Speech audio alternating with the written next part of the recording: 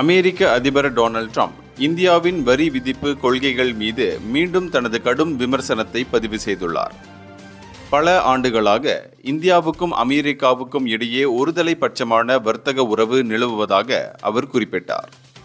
நாங்கள் இந்தியாவுடன் நல்ல உறவில் இருக்கிறோம். ஆனால் இந்தியா எங்களிடம் மிகப்பெரிய வரிகளை வசூலித்து வருகிறது. ஆனால் நாங்கள் முட்டாள்தனமாக அவர்களிடம் கட்டணம் வசூலிக்காமல் இருக்கிறோம் என்று அவர் கூறியுள்ளார்.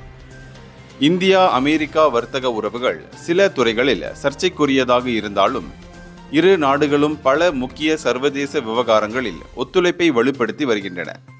குறிப்பாக பாதுகாப்பு, தொழில்நுட்பம் மற்றும் பயங்கரவாத எதிர்ப்பு போன்ற துறைகளில் இரு நாடுகளின் உறவும் வலுப்பெற்றுள்ளது. ஆனாலும் வர்த்தக பற்றாக்குறை மற்றும் வரி விதிப்புகள் குறித்த ட்ரம்பின் விமர்சனங்கள் இரு நாடுகளின் பொருளாதார உறவில் தொடர்ந்து சவால்களை ஏற்படுத்தி வருகின்றன. இந்தியர்களின் இதய குரல் மக்களோசை.